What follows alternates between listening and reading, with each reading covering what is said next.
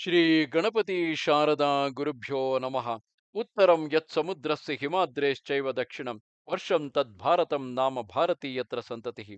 ಶ್ರೋತೃಗಳಿಗೆ ಶ್ರೀ ಸ್ಕಾಂದ ಮಹಾಪುರಾಣದ 4ನೆಯ ಕಾಶಿ ಖಂಡದ ಉತ್ತರಾರ್ಧದಲ್ಲಿ ಸತಿ ದೇಹ ವಿಸರ್ಜನ ವರ್ಣನವೆಂಬ 88ನೆಯ ಅಧ್ಯಾಯಕ್ಕೆ ಸ್ವಾಗತ. ಅಗಸ್ತ್ಯನು ಹೇಳುತ್ತಾನೆ, ಷಡಾನನನೆ, ಬ್ರಹ್ಮ ಮಾನಸ ಪುತ್ರನಾದ ನಾರದನು ಶಿವಲೋಕವನ್ನು ಸೇರಿ ಏನನ್ನು ಮಾಡಿದನು? ಮಹಾ ಕೌತುಕಾನ್ವಿತವಾದ ಈ ಕಥೆಯನ್ನು ನನಗೆ ಹೇಳುವವನಾಗು. ಸ್ಕಂದನು ಹೇಳುತ್ತಾನೆ, ಎಲೈ ಅಗಸ್ತ್ಯನೇ, ಶಂಕರನಿಗೆ ನಿವಾಸವಾದ ಕೈಲಾಸಕ್ಕೆ ಹೋಗಿ ಮಹಾತ್ಮನಾದ ನಾರದ ಮುನಿಯು ಏನು ಮಾಡಿದನು ಎಂಬುದನ್ನು ಹೇಳುವೆನು. ಸಾವಧಾನ ಮನಸ್ಸಿನಿಂದ ಕೇಳು. ಆ ಮುನಿವರಿಯನು ಆಕಾಶ ಮಾರ್ಗದಿಂದಲೇ ಮಹೇಶ್ವರನ ಆವಾಸವಾದ ಕೈಲಾಸವನ್ನು ಸೇರಿದನು. ಆಗ ಪಾರ್ವತಿ ಪರಮೇಶ್ವರರು ಸುಖದಿಂದ ಇರುವುದನ್ನು ಕಂಡು ನಮಸ್ಕರಿಸಲು ಪರಮಶಿವನು ಆತನನ್ನು ಆದರದಿಂದ ಬರಮಾಡಿಕೊಂಡನು. ಆತನು ತೋರಿಸಿದ ಆಸನವನ್ನು ಸ್ವೀಕರಿಸಿ ಕುಳಿತುಕೊಂಡು ಆ ದಂಪತಿಗಳು ಆಡುತ್ತಿದ್ದ ಆಟವನ್ನೇ ನೋಡುತ್ತಿದ್ದನು. ಅವರಿಬ್ಬರು ದಾಳಗಳಿಂದ ಪಗಡೆಯಾಟವನ್ನಾಡುತ್ತಾ ಬಹಳ ಹೊತ್ತಾದರೂ ಕೊನೆಗಾಣಿಸಲಿಲ್ಲ. ಅದನ್ನು ಕಂಡು ಕುತೂಹಲದಿಂದ ಪ್ರೇರಿತನಾಗಿ ನಾರದನು ಹೇಳತೊಡಗಿದನು. ನಾರದನು ಹೇಳುತ್ತಾನೆ, ದೇವದೇವನೇ, ಈ ಸಮಸ್ತ ಬ್ರಹ್ಮಾಂಡ ಗೋಳವು ನಿನ್ನ ಕ್ರೀಡಾರಂಗವೇ ಆಗಿರುವುದು. ಸ್ವಾಮಿಯೇ, ವರ್ಷದಲ್ಲಿ ಯಾವ 12 ಮಾಸಗಳಿರುವವೋ ಅವುಗಳೇ ಹಾಸಿನ ಮನೆಗಳಾಗಿರುವವು.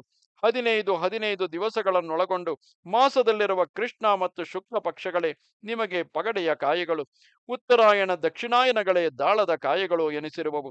ಬ್ರಹ್ಮಾಂಡದ ಸೃಷ್ಟಿ ಮತ್ತು ಪ್ರಳಯಗಳೇ ಜಯ ಪರಾಜಯ ರೂಪಗಳಾದ 2 ಫಣಗಳಾಗಿರುವವು. ದೇವಿಯು ಜಯಶೀಲಳಾದ ಕಾಲದಲ್ಲಿ ಲೋಕ ಸೃಷ್ಟಿ ಉಂಟಾಗುವುದು. ಮಹೇಶ್ವರನಿಗೆ ಜಯ ಉಂಟಾದಾಗ ಪ್ರಳಯವು ಸಂಭವಿಸುವುದು. ನೀವಿಬ್ಬರು ಆಟವಾಡುತ್ತಿರುವ ಸಮಯವೇ ಪ್ರಪಂಚಕ್ಕೆ ಸ್ಥಿತಿ ಕಾಲವೆನಿಸುವುದು. ಇಂತು ಸಮಸ್ತವಾದ ಈ ಬ್ರಹ್ಮಾಂಡವು ಸರ್ವಶಕ್ತವಾದ ನಿಮ್ಮಿಬ್ಬರ ಕ್ರೀಡೆಯೇ ಆಗಿರುವುದು. ಇಷ್ಟು ಹೊತ್ತಾದರೂ ದೇವಿಯು ಗಂಡನನ್ನು ಸೋಲಿಸಲಿಲ್ಲ, ಪರಮೇಶ್ವರನು ಶಕ್ತಿಯನ್ನು ಜಯಿಸಲಿಲ್ಲ. ಕೆಲವು ಜಗನ್ಮಾತೆಗೆ ನಿನ್ನಲ್ಲಿ ಒಂದು ವಿಷಯವನ್ನು ವಿಜ್ಞಾಪಿಸಿಕೊಳ್ಳಲು ಇಚ್ಛೆಯುಳ್ಳವನಾಗಿರುವೆನು, ಅದನ್ನು ಲಾಲಿಸು. ಮಹಾದೇವನು ಸರ್ವಜ್ಞನೂ ಲೋಕೇಶ್ವರನೂ ಆಗಿದ್ದರೂ ತನಗೆ ಆಗುವ ಮಾನ ಅವಮಾನಗಳನ್ನು ತಿಳಿಯಲಾರನು. ಈತನು ಆ ದ್ವಂದ್ವಗಳಿಗೆ ದೂರನೂ ಅತೀತನೂ ಆಗಿರುವನಲ್ಲವೇ? ಮಾಯೆ ಎಂಬ ಉಪಾಧಿಯಿಂದ ಕೂಡಿ ಬ್ರಹ್ಮಾಂಡದ ಲೀಲೆಯನ್ನು ಹೊರಗೆಡಹುತ್ತಾ ಗುಣವಂತನೆಂದು ತೋರುತ್ತಿದ್ದರೂ ವಿಚಾರಿಸಿ ನೋಡಲು ಕೇವಲ ನಿರ್ಗುಣನೇ ಆಗಿರುವನು. ಸೃಷ್ಟಿ ಸ್ಥಿತಿ ಲಯಗಳೆಂಬ ಕರ್ಮಗಳನ್ನು ಮಾಡುತ್ತಿದ್ದರೂ ಆತನು ಆ ಕರ್ಮಗಳಿಂದ ಬದ್ಧನಾಗುವುದಿಲ್ಲ. ಉದಾಸೀನನಾಗಿದ್ದರೂ ಈತನು ಸಮಸ್ತದಲ್ಲಿಯೂ ಅಂತರ್ಯಾಮಿಯಾಗಿರುವನು. ಎಲ್ಲೆಲ್ಲಿಯೂ ಈ ಮಹೇಶ್ವರನು ಮಿತ್ರರಲ್ಲಿಯೂ ಶತ್ರುಗಳಲ್ಲಿಯೂ ಸಮಾನ ದೃಷ್ಟಿಯುಳ್ಳವನಾಗಿರುವನು. ನೀನೇ ಈ ಮಹಾದೇವನ ಶಕ್ತಿಯಾಗಿರುವೆ, ಸಕಲರ ಮನ್ನಣೆಗೆ ಪಾತ್ರಳಾಗಿರುವೆ, ಪರಾತ್ಪರಳಾಗಿರುವೆ. ದಕ್ಷ ಬ್ರಹ್ಮನ ಮಗಳಾಗಿ ಹುಟ್ಟಿ ನೀನು ಆತನಿಗೂ ಸಹ ಬಹಳವಾದ ಗೌರವವನ್ನು ಸಂಪಾದಿಸಿಕೊಟ್ಟಿರುವೆ. ಆದರೂ ನೀನು ಸಕಲ ಲೋಕಗಳಿಗೂ ಮುಖ್ಯಳಾದ ಜನನಿ ಎಂಬುದು ನಿಜವು. ನಿನ್ನಿಂದಲೇ ಚತುರ್ಮುಖ, ಮಹಾವಿಷ್ಣು, ಮಹೇಂದ್ರ ಇವರೇ ಮುಂತಾದವರು ಜನ್ಮಗಳನ್ನು ತಾಳುತ್ತಿರುವರು. ಈ ತ್ರಿಲೋಚನನ ಮಾಯೆಯ ಮೋಹಕ್ಕೊಳಗಾಗಿ ನೀನು ಸಹ ನಿನ್ನ ನಿಜ ಸ್ವರೂಪವನ್ನು ತಿಳಿಯದವಳಾಗಿರುವೆ. ಓ ಸತೀದೇವಿಯೇ, ಆದುದರಿಂದ ನಿನ್ನ ವಿಷಯದಲ್ಲಿ ನನ್ನ ಮನಸ್ಸು ಬಹಳವಾಗಿ ದುಗುಡಗೊಳ್ಳುತ್ತಿರುವುದು. ಯಾವ ಇತರ ಸತಿಯರು ಪತಿವ್ರತ ಪರಾಯಣೆಯರಾಗಿರುವರೋ ಅವರು ಪತಿಯ ಪಾದಗಳನ್ನುಳಿದು ಮತ್ತೇನನ್ನು ಹೆಚ್ಚಿನದೆಂದು ತಿಳಿದಿರುವುದಿಲ್ಲ. ಈ ಸಮಾಚಾರವು ಒತ್ತಟ್ಟಿಗಿರಲಿ. ಪ್ರಸ್ತುತದ ಕಾರ್ಯವನ್ನು ಕುರಿತು ಮಾತನಾಡುವೆನು. ಈಗ ತಾನೇ ನೀಲಾಚಲದ ಸಮೀಪದಿಂದ ಬರುತ್ತಾ ಹರಿದ್ವಾರದ ಬಳಿಯಲ್ಲಿ ಒಂದು ಅಪೂರ್ವವಾದ ವಿಷಯವನ್ನು ಕಂಡು ಅತಿಯಾದ ಆಶ್ಚರ್ಯ ಮತ್ತು ವಿಷಾದಗಳಿಂದ ಕೂಡಿದವನಾಗಿ ಅದನ್ನು ತಿಳಿಸಬೇಕೆಂಬ ಕುತೂಹಲದಿಂದ ಈಗ ನಿನ್ನ ಬಳಿಗೆ ಬಂದಿರುವೆನು. ನನ್ನ ಆಶ್ಚರ್ಯಕ್ಕೆ ಕಾರಣವೇನೆಂದರೆ, 3 ಲೋಕಗಳಲ್ಲಿಯೂ ಯಾವ ಪುರುಷ ಪ್ರಾಣಿಗಳಿರುವವೋ ಅವುಗಳೆಲ್ಲವೂ ತಮ್ಮ ಹೆಂಡತಿಯರೊಡನೆ ದಕ್ಷ ಪ್ರಜೇಶ್ವರನ ಯಜ್ಞ ಮಂಟಪದಲ್ಲಿ ನೆರೆದಿದ್ದವು. ಆ ಜನ ಸಮುದಾಯವೆಲ್ಲವೂ ಅಲಂಕಾರಗಳಿಂದಲೂ ಬಹುಮಾನಗಳಿಂದಲೂ ಆನಂದದಿಂದ ಅರಳಿದ ಮುಖ ಕಮಲಗಳಿಂದಲೂ ಕೂಡಿದುದಾಗಿ ಸಮಸ್ತ ಕಾರ್ಯಗಳನ್ನು ಮರೆತು ಆ ದಕ್ಷ ಯಜ್ಞದಲ್ಲಿ ಸಹಾಯಕವಾಗಿದ್ದಿತು. ಇನ್ನು ನನ್ನ ವಿಮಷಾದಕ್ಕೆ ಕಾರಣವನ್ನು ತಿಳಿಸುವೆನು.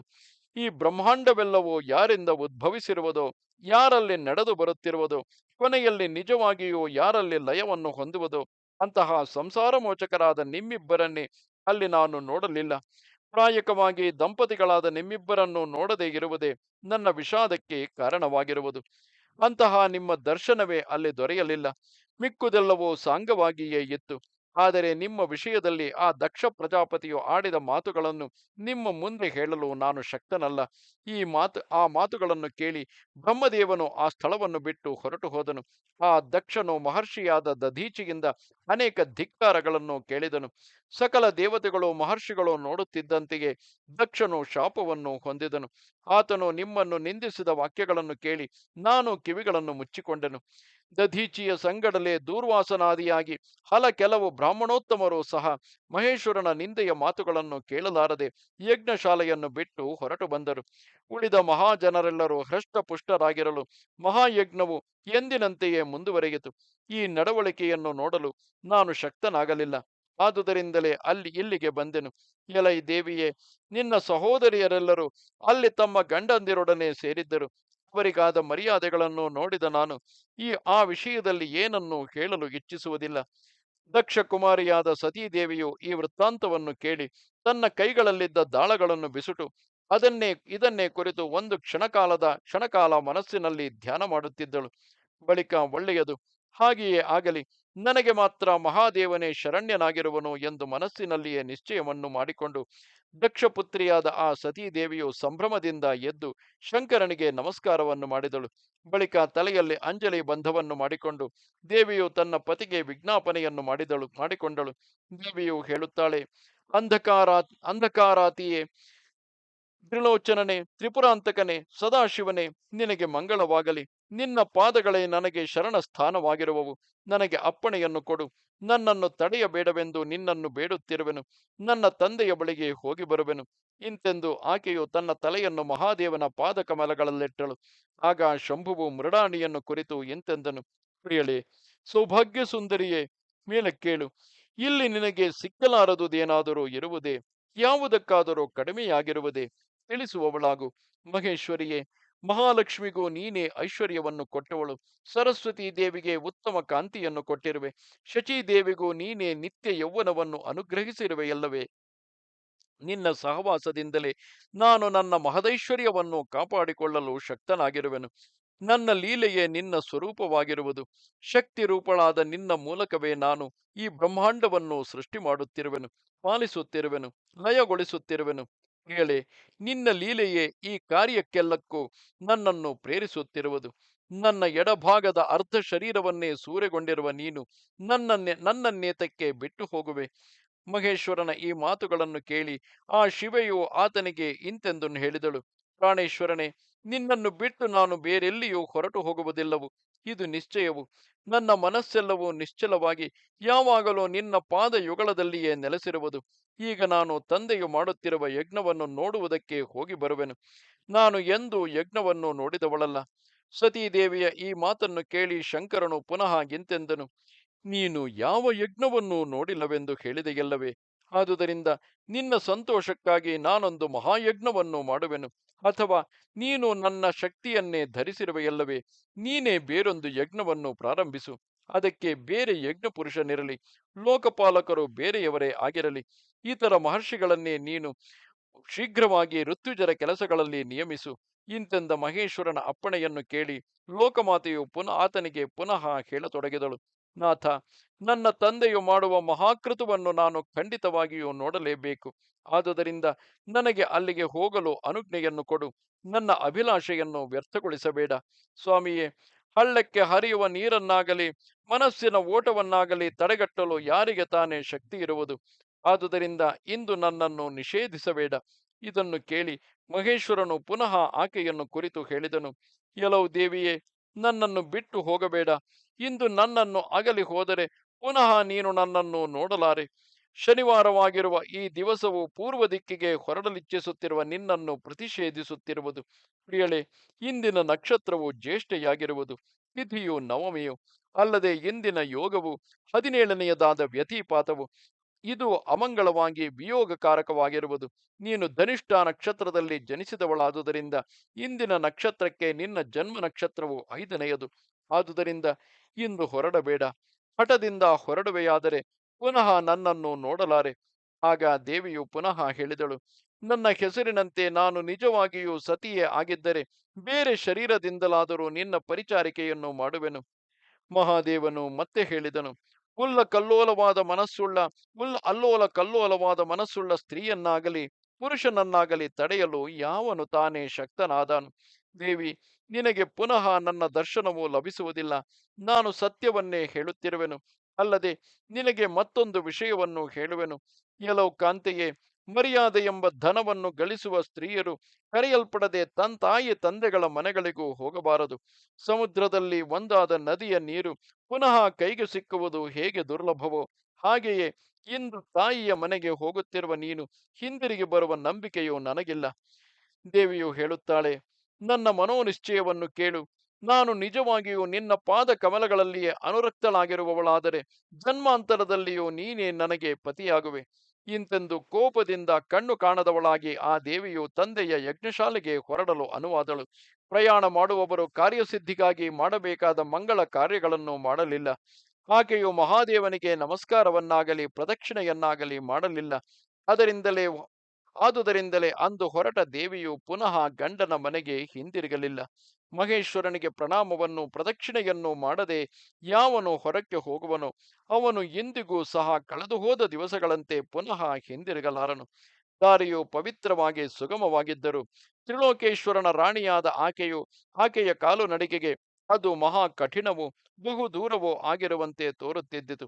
ಮಹಾದೇವನು ಸಹ ಪಾದಚಾರಿಯಾಗಿಯೇ ಹೊರಡುತ್ತಿರುವ ದೇವಿಯನ್ನು ಕಂಡು ಬಹಳ ಖಿನ್ನನಾಗಿ ತನ್ನ ಗಣಗಳನ್ನೆಲ್ಲ ಕರೆದು ಅವರಿಗೆ ಅಪ್ಪಣೆಯನ್ನು ಮಾಡಿದನು. ಗಣಗಳಿರ, ಮನಸ್ಸು ಮತ್ತು ವಾಯುಗಳ ವೇಗವುಳ್ಳ ಉತ್ತಮ ವಿಮಾನವೊಂದನ್ನು ತನ್ನಿರಿ. ಅದಕ್ಕೆ 10,000 ಸಿಂಹಗಳನ್ನು ಹೂಡಿರಬೇಕು. ಮೇರು ಪರ್ವತವೇ ಉನ್ನತವಾದ ಧ್ವಜದ ದಂಡವಾಗಿರಬೇಕು. ಮಹಾವಾತವೇ ಪತಾಕೆಯಾಗಿರಲಿ. ಬುದ್ಧಿಯ ರೂಪವಾದ ಮಹತ್ತತ್ವವೇ ಚಕ್ರಗಳ ಅಚ್ಚಾಗಿರಬೇಕು. ನರ್ಮದಾ ಮತ್ತು ಅಲಕಾನಂದ ನದಿಗಳೇ ವಿಮಾನದ ಮೂಕಿಯ ಮರಗಳಾಗಿರಲಿ. ಮೇಲೆ ಸಂಚರಿಸುತ್ತಿರುವ ಸೂರ್ಯ ಚಂದ್ರರೇ ಶ್ವೇತ ಛತ್ರಗಳಾಗಿರಲಿ. ವಾರಾಹಿ ಎಂಬ ಶಕ್ತಿಯೇ ವಿಮಾನದ ಮಕರ ತೋರಣವಾಗಿರಲಿ. ಗಾಯತ್ರಿ ದೇವಿಯೇ ಬಂಡಿಯ ನೊಗವಾಗಿರಲಿ. ತಕ್ಷಕನೇ ಮೊದಲಾದ ಸರ್ಪಶ್ರೇಷ್ಠರು ಕಡಿವಾಣಗಳಾಗಿರಲಿ. ಪ್ರಣವವೇ ಅದಕ್ಕೆ ಸಾರಥಿಯು. ಪ್ರಣವನಾದವೆಂಬುದೇ ರಥದ ಘೇಂಕಾರ ಧ್ವನಿಯು. ಷಡಂಗಗಳೇ ರಕ್ಷಕರಾಗಿರಲಿ. ವೇದ ಸಮೂಹವೇ ರಥದ ಒಳಭಾಗವಾಗಿರಲಿ. ಇಂತೆಂದು ಹೇಳಲು ಆ ಮಹಾದೇವನ ಅಪ್ಪಣೆಯಂತೆಯೇ ಸಜ್ಜುಗೊಳಿಸಿದ ರಥವನ್ನು ಗಣನಾಯಕರು ತಂದು ನಿಲ್ಲಿಸಿದರು. ಬಳಿಕ ಆ ದೇವಿಯನ್ನು ವಿಮಾನದಲ್ಲಿ ಕೊಳ್ಳಿರಿಸಿ ದಿವ್ಯ ಸುಂದರಿಯು ತೇಜಸ್ಸಿನಿಂದ ಪ್ರಜ್ವಲಿಸುತ್ತಿರುವವಳು ಆದ ಆಕೆಯನ್ನು ಆಕಾಶ ಮಾರ್ಗದಲ್ಲಿಯೇ ಪಾರ್ಶ್ವದರೆಲ್ಲರೂ ಹಿಂಬಾಲಿಸಿ ಬರುತ್ತಿದ್ದರು. ತ್ರಿಲೋಚನನ ಪತ್ನಿಯಾದ ಆ ಸತೀದೇವಿಯು ಒಂದು ಕ್ಷಣದವರೆಗೆ ದಕ್ಷ ಪ್ರಜೇಶ್ವರನ ಯಜ್ಞ ಮಂಟಪವನ್ನೇ ಕುತೂಹಲದಿಂದ ನೋಡಿ ಆಕಾಶದಲ್ಲಿಯೇ ವಿಮಾನವನ್ನು ತ್ಯಜಿಸಿ ಭೂಮಿಗಿಳಿದು ಬಂದಳು. ಯಜ್ಞವಾಟವನ್ನು ಪ್ರವೇಶಿಸುತ್ತಿದ್ದ ಆಕೆಯನ್ನು ದ್ವಾರಪಾಲಕರು ಭಯಾಶ್ಚರ್ಯಗಳಿಂದ ಚಕಿತರಾಗಿ ನೋಡುತ್ತಿದ್ದರು. ಸತಿಯು ಮುಂದಕ್ಕೆ ಬರುತ್ತಾ ಮಂಗಳ ಸ್ನಾನವನ್ನು ಮಾಡಿ ಸರ್ವಾಲಂಕಾರ ಭೂಷಿತೆಯಾಗಿ ಕಿರೀಟವನ್ನು ಧರಿಸಿದ್ದ ತನ್ನ ತಾಯಿಯನ್ನು ನೋಡಿದಳು. ಗಂಡಂದಿರೊಡಗೂಡಿದ ತನ್ನ ಸಹೋದರಿಯರೆಲ್ಲರೂ ನೂತನಗಳಾದ ಆಭರಣಗಳಿಂದ ಅಲಂಕೃತರಾಗಿ ಓಡಾಡುತ್ತಿದ್ದರು. ಎಲ್ಲರೂ ಆಕೆಯನ್ನು ಕಂಡು ಆಶ್ಚರ್ಯವನ್ನು, ಗರ್ವವನ್ನು, ಆನಂದವನ್ನು, ಸಂಭ್ರಮವನ್ನು ವ್ಯಕ್ತಗೊಳಿಸುತ್ತಿದ್ದರು. ಅಚಿಂತಿತವಾಗಿಯೂ ಕರೆಯಲ್ಪಡದೆಯೂ ಈ ಮಹೇಶ್ವರಿಯು ಉತ್ತಮವಾದ ವಿಮಾನದಲ್ಲಿ ಇಲ್ಲಿಗೆ ಹೇಗೆ ಬಂದಳು ಎಂಬುದಾಗಿ ಎಲ್ಲರೂ ನಿಮಿಷ ಮಾತ್ರದವರೆಗೂ ಅವಳನ್ನೇ ನೋಡುತ್ತಿದ್ದರು. ಅವರನ್ನೆಲ್ಲ ಮಾತನಾಡಿಸದೆಯೇ ಸತೀದೇವಿಯು ದಕ್ಷ ಪ್ರಜಾಪತಿಯ ಸಮೀಪವನ್ನು ಸೇರಿದಳು. ಅವಳನ್ನು ಕಂಡು ತಂದೆಯು ನೀನು ಬಂದುದು ಬಹಳ ಒಳ್ಳೆಯದಾಯಿತು ಎಂದು ಸ್ವಾಗತಿಸಿದನು. ಸತಿಯು ಹೇಳುತ್ತಾಳೆ, ತಂದೆಯೇ, ನನ್ನ ಸಮಾಗಮನದಿಂದ ಮಂಗಳವೇ ಉಂಟಾಗುವುದಾದರೆ ಈ ನನ್ನ ಸಹೋದರಿಯರೆಲ್ಲರೂ ಯಜ್ಞಕ್ಕೆ ಆಹ್ವಾನಿತರಾದಂತೆಯೇ ನಾನು ಏಕೆ ಆಹ್ವಾನಿತಳಾಗಲಿಲ್ಲ? ದಕ್ಷನು ಹೇಳುತ್ತಾನೆ, ಮಗಳೇ, ನೀನು ಮಹಾಧನ್ಯಳು, ಅದ್ವಿತೀಯಳು, ಸರ್ವಮಂಗಳೆಯು. ಇದರಲ್ಲಿ ನಿನ್ನ ದೋಷವು ಸ್ವಲ್ಪವೂ ಇಲ್ಲ. ಈ ದೋಷವೆಲ್ಲವೂ ನನ್ನದೇ ಆಗಿರುವುದು. ಮೂಢ ಬುದ್ಧಿಯಾದ ನಾನೇ ನಿನ್ನನ್ನು ಆ ವಿಧವಾದ ವರನಿಗೆ ಮದುವೆ ಮಾಡಿಕೊಟ್ಟೆನು. ಆಗ ಆತನನ್ನು ಸರ್ವೇಶ್ವರನೆಂದು, ಆತನಿಗೆ ಮತ್ತೊಬ್ಬ ನಾಯಕನಿಲ್ಲವೆಂದು ತಿಳಿದುಕೊಂಡಿದ್ದೆನು. ಇಲ್ಲದಿದ್ದಲ್ಲಿ ನಿನ್ನನ್ನು ಅಂತಹ ಮಾಯಾ ಸ್ವರೂಪಿಯಾದವನಿಗೆ ಕೊಡಲು ಹೇಗೆ ಒಡಂಬಡುತ್ತಿದ್ದೆ? ಶಿವನೆಂಬ ಅವನ ಹೆಸರನ್ನು ಕೇಳಿ ಸಂತೋಷಗೊಂಡೆನೇ ಹೊರತು ಅವನು ಕೇವಲ ಅಮಂಗಳ ಸ್ವರೂಪನೆಂಬುದನ್ನು ತಿಳಿಯಲಿಲ್ಲ. ಬ್ರಹ್ಮದೇವನು ಅವನನ್ನು ನನ್ನ ಸಮ್ಮುಖದಲ್ಲಿ ಅನೇಕ ವಿಧವಾಗಿ ವರ್ಣಿಸಿದನು. ಈತನು ಸುಖಪ್ರದನು, ಅನಾದಿ ನಿಧನನು, ಸಕಲ ಜೀವರಿಗೂ ಸ್ವಾಮಿಯು, ಮಂಗಳ ಸ್ವರೂಪವುಳ್ಳವನು. ವಿಷಪಾನವನ್ನು ಮಾಡಿದ ನೀಲಕಂಠನು ಈತನೇ. ಮಹೇಶ್ವರನು, ಸರ್ವಜ್ಞನು, ವೃಷಭ ವಾಹನನು ಈತನೇ ಆಗಿರುವುದು. ಮಹಾದೇವನು ಪಿನಾಕಪಾಣಿಯೂ ಆದ ಈತನಿಗೆ ನೀನು ಮಗಳನ್ನು ಕೊಟ್ಟು ಬಿಡು. ಕೆಲವು ನಿಷ್ಕಳಂಕಳೆ, ಬ್ರಹ್ಮದೇವನ ಈ ವಾಕ್ಯದ ಗೌರವದಿಂದಲೇ ನಾನು ಅವನಿಗೆ ನಿನ್ನನ್ನು ಮದುವೆ ಮಾಡಿಕೊಟ್ಟೆನು.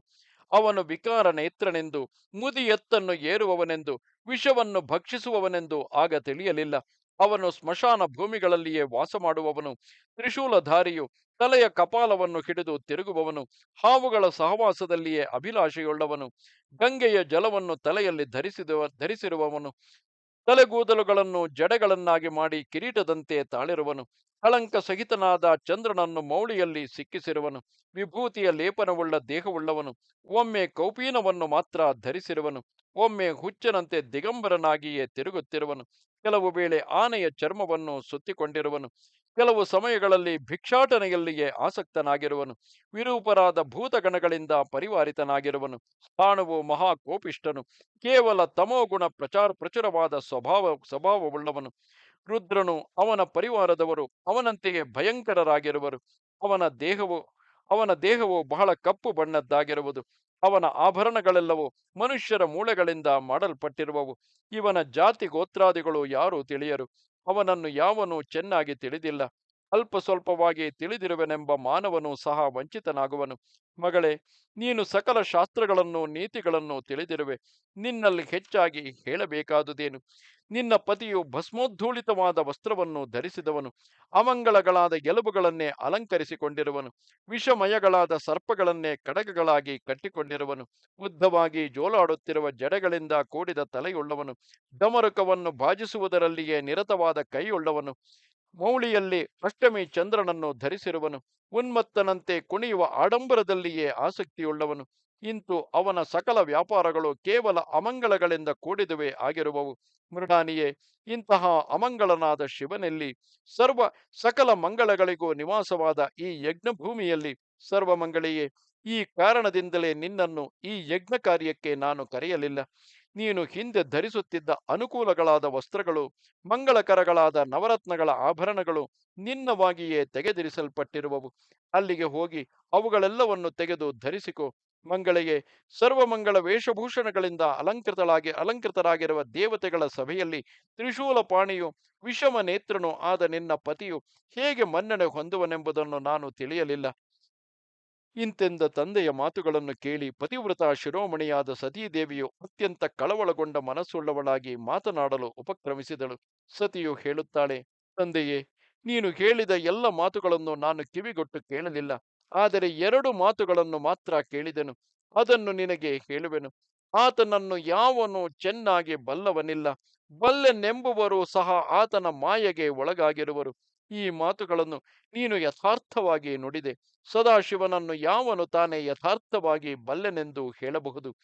ನೀನು ಹಿಂದೆ ಮೋಸ ಹೋದ ವಿಷಯವಂತಿರಲಿ, ಈಗಲೂ ಸಹ ಆತನೊಡನೆ ಬಾಂಧವ್ಯವನ್ನು ಮಾಡಿಕೊಂಡ ಮೇಲೆಯೂ ಅಸಂಬದ್ಧ ಪ್ರಲಾಪಗಳನ್ನು ಮಾಡುತ್ತಿರುವ ನೀನು ಮೋಹಿತನಾಗಿಯೇ ಕಾಣುತ್ತಿರುವೆ. ನೀನು ವಿವರಿಸಿದಂತೆಯೇ ಮಹಾದೇವನು ಅಮಂಗಳ ಸ್ವರೂಪನೆಂದು ತಿಳಿದಿದ್ದೆಯಾದರೆ, ಯಾರೂ ತಿಳಿಯದಂತಹ ವ್ಯವಹಾರವುಳ್ಳ ಆತನಿಗೆ ನನ್ನನ್ನೇಕೆ ಪಾಣಿಗ್ರಹಣ ಮಾಡಿಕೊಟ್ಟೆ? ಅಥವಾ ಆತನೊಡನೆ ಸಂಬಂಧವನ್ನು ಬೆಳೆಸಲು ನಿನ್ನ ಬುದ್ಧಿಯು ಕಾರಣವಾಗಿರಲಾರದು. ತಂದೆಯೇ, ಅದರಲ್ಲಿ ನನ್ನ ಪೂರ್ವ ಪುಣ್ಯದ ಹಿರಿವೆಯೊಂದೇ ಕಾರಣವೆಂದು ತಿಳಿಯುವೆನು. ಇಂತೆಂದು ಆ ಸತಿಯು ಬಹುವಿಧವಾಗಿ ಹೇಳಿ ಕಡೆಯಲ್ಲಿ ಮಾತನಾಡಿದಳು. ನೀನೇ ಈ ನನ್ನ ಶರೀರಕ್ಕೆ ಕಾರಣನಾಗಿರುವೆ. ಈ ದೇಹದಿಂದಲೇ ನಾನು ಗಂಡನ ಹಲವು ತೆರದ ನಿಂದೆಯ ನುಡಿಗಳನ್ನು ಕೇಳಿರುವೆನು. ಇದಕ್ಕೆ ತಕ್ಕ ಪ್ರಾಯಶ್ಚಿತ್ತವೆಂದರೆ ಈ ದೇಹದ ವಿಸರ್ಜನೆಯೊಂದೇ ಆಗಿರುವುದು. ಉತ್ತಮ ಜನ್ಮದಲ್ಲಿ ಹುಟ್ಟಿದ ಸ್ತ್ರೀಯು ನಾತನು ಬದುಕಿರುವಂತೆಯೇ ಆತನ ನಿಂದೆಯನ್ನು ಕೇಳುವುದಕ್ಕೆ ಮುಂಚೆಯೇ ಪ್ರಾಣಗಳನ್ನು ತ್ಯಜಿಸಬೇಕು. ಇಂತೆಂದು ನುಡಿದು ಆ ಸತಿಯು ತನ್ನ ಕ್ರೋಧದಿಂದಲೇ ಬೆಂಕಿಯನ್ನುಂಟು ಮಾಡಿ ಪ್ರಾಣ ನಿರೋಧವನ್ನು ಮಾಡಿಕೊಂಡು ಮಹಾದೇವ ಸ್ವರೂಪವಾದ ಅದರಲ್ಲಿ ತನ್ನ ದೇಹವೆಂಬ ಕಾಷ್ಟವನ್ನು ಆಹುತಿಯಾಗಿ ಅರ್ಪಿಸಿದಳು. ಆಗ ಮಹೇಂದ್ರನೇ ಮೊದಲಾದ ಸಕಲ ದೇವತೆಗಳು ವಿವರ್ಣವಾದ ಮುಖವುಳ್ಳವರಾದರು. ಹೋಮಕುಂಡದ ಅಗ್ನಿಯು ಮುನ್ನಿನಂತೆ ತುಪ್ಪದ ಆಹುತಿಗಳಿಂದ ಪ್ರಜ್ವಲಿತವಾಗಲಿಲ್ಲ. ಋತ್ವಿಜರು ಹೇಳುತ್ತಿದ್ದ ಮಂತ್ರಗಳೆಲ್ಲವೂ ಆ ಕ್ಷಣದಿಂದಲೇ ಸಾಮರ್ಥ್ಯಹೀನಗಳಾಗಿ ಪರಿಣಮಿಸಿದವು. ಆಹಾ, ಯಜ್ಞ ಮಧ್ಯದಲ್ಲಿ ಎಂತಹ ಮಹತ್ತರವಾದ ಅನಿಷ್ಟವು ಸಂಭವಿಸಿತು ಎಂಬುದಾಗಿ ಕೆಲವು ಬ್ರಾಹ್ಮಣೋತ್ತಮರು ತಮ್ಮ ತಮ್ಮಲ್ಲಿಯೇ ಮಾತನಾಡಿಕೊಳ್ಳುತ್ತಾ ಓಡಿ ಹೋಗುವ ಯೋಚನೆಯನ್ನು ಮಾಡುತ್ತಿದ್ದರು. ಆ ಸಮಯದಲ್ಲಿಯೇ ಪರ್ವತಗಳನ್ನು ಅಲ್ಲಾಡಿಸುವ ಬಲವುಳ್ಳ ಭಯಂಕರವಾದ ಬಿರುಗಾಳಿಯು ಬೀಸತೊಡಗಿತು. ಆ ಗಾಳಿಯಿಂದ ನಿಮಿಷ ಮಾತ್ರದಲ್ಲಿಯೇ ಯಜ್ಞ ಮಂಟಪವೆಲ್ಲವೂ ಕಸದಿಂದ ತುಂಬಿ ಹೋಯಿತು. ಮೇಘಗಳಿಲ್ಲದೆಯೇ ಭಯಂಕರವಾದ ಸಿಡಿಲು ಬಡಿದು ಭೂಮಿಯು ನಡುಗಿತು. ಆಕಾಶದಿಂದ ನಕ್ಷತ್ರಗಳು ಉದುರಿದವು. ಯಜ್ಞಶಾಲೆಯಲ್ಲಿ ಪಿಶಾಚಗಳು ತಾಂಡವಗಳನ್ನು ಮಾಡಿದವು. ರಣಹದ್ದುಗಳು ಅದರ ಮೇಲೆ ಆಕಾಶದಿಂದ ಅಪಸವ್ಯವಾಗಿ ಮಂಡಲಗಳನ್ನು ಮಾಡುತ್ತಿದ್ದವು. ನರಿಗಳು ಸೂರ್ಯನ ಕೆಳಗೆ ನಿಂತು ಆತನನ್ನೇ ನೋಡುತ್ತಾ ಅಶುಭವನ್ನು ಸೂಚಿಸುತ್ತಾ ಕೂಗಿದವು. ಮೇಘಗಳು ರಕ್ತ ಬಿಂದುಗಳಿಂದ ಕೂಡಿದ ಕ್ರೂರವಾದ ವೃಷ್ಟಿಯನ್ನು ಕರೆದವು. ನೆರೆದಿದ್ದವರ ಹೃದಯಗಳನ್ನು ಭೇದಿಸುವಂತಹ ಸಿಡಿಲಿನ ಶಬ್ದವು ಭೂಮಿಯೊಳಗಿನಿಂದ ಹೊರಟಿತು. ಯೋಧರ ಉತ್ತಮ ಆಯುಧಗಳು ತಮ್ಮಲ್ಲಿಯೇ ಭೀಷಣವಾಗಿ ಹೋರಾಡತೊಡಗಿದವು. ಹೋಮಕ್ಕೆ ಸಿದ್ಧಗೊಳಿಸಿದ್ದ ಉತ್ತಮವಾದ ಚರುದ್ರವ್ಯವನ್ನು ನರಿಗಳು ನಾಯಿಗಳು ಕೆಡಿಸಿದವು. ಕಾಡಿನಲ್ಲಿ ಓಡಾಡುವಂತೆ ಚಕೋರಗಳು ಕಾಗೆಗಳು ಯಜ್ಞ ಮಂಟಪದಲ್ಲಿ ಸ್ವೇಚ್ಛೆಯಾಗಿ ಓಡಾಡುತ್ತಿದ್ದವು. ಆ ಯಜ್ಞವಾಟವು ನಿಮಿಷ ಮಾತ್ರದಲ್ಲಿಯೇ ಸ್ಮಶಾನ ಭೂಮಿಯಾಗಿ ಕಾಣತೊಡಗಿತು. ಯಾವ ಯಾವ ಪದಾರ್ಥವು ಎಲ್ಲೆಲ್ಲಿ ಎದ್ದಿತೋ ಅದು ಅಲ್ಲಲ್ಲಿಯೇ ಭೂಮಿಗೆ ಕಚ್ಚಿಕೊಂಡು ಚಿತ್ರಿತವಾದಂತೆ ನಿಂತಿತು. ಯಜ್ಞದ ಸಕಲ ಸಂಭಾರಗಳು ಕಾಂತಿಹೀನಗಳಾಗಿ ಚಿತ್ರಗಳಲ್ಲಿ ಬರೆದವುಗಳಂತಿದ್ದವು. ಮಹಾವಿಷ್ಣುವೇ ಮೊದಲಾದ ದೇವತೆಗಳೆಲ್ಲರೂ ದಿಗ್ಭ್ರಮೆಗೊಂಡವರಂತೆ ನಿಶ್ಚೇಷ್ಟರಾಗಿ ನಿಂತು ಬಿಟ್ಟರು. ಅಯ್ಯ ಶೌನಕಾದಿ ಬ್ರಾಹ್ಮಣರಿರ, ಇದೆಲ್ಲವನ್ನು ಕಂಡು ದಕ್ಷ ಪ್ರಜೇಶ್ವರನು ಸಹ ತನ್ನ ಪರಿವಾರದೊಡನೆ ಕಳೆಗುಂದಿದ ಮುಖವುಳ್ಳವನಾಗಿ ಪುನಃ ಹೇಗೆಯೋ ಪ್ರಯತ್ನಪಟ್ಟು ಯಜ್ಞ ಕಾರ್ಯವನ್ನು ಮುಂದುವರಿಸಿದನು. ಇಲ್ಲಿಗೆ 81,000 ಶ್ಲೋಕಗಳ ಸಂಹಿತೆಯೆಂದು ಪ್ರಸಿದ್ಧವಾದ ಶ್ರೀ ಸ್ಕಾಂದ ಮಹಾಪುರಾಣದ 4ನೆಯ ಕಾಶಿ ಖಂಡದ ಉತ್ತರಾರ್ಧದಲ್ಲಿ ಸತೀ ದೇಹ ವಿಸರ್ಜನ ವರ್ಣನವೆಂಬ 88ನೆಯ ಅಧ್ಯಾಯವು ಮುಗಿದುದು. ನಮಸ್ತೆ ಶಾರದೆ ದೇವಿ ಕಾಶ್ಮೀರ ಪುರವಾಸಿನಿ ತ್ವಾಮಹಂ ಪ್ರಾರ್ಥಯೇ ನಿತ್ಯಂ ವಿದ್ಯಾದಾನಂಚ ದೇಹಿಮೆ. ನಮಸ್ಕಾರ.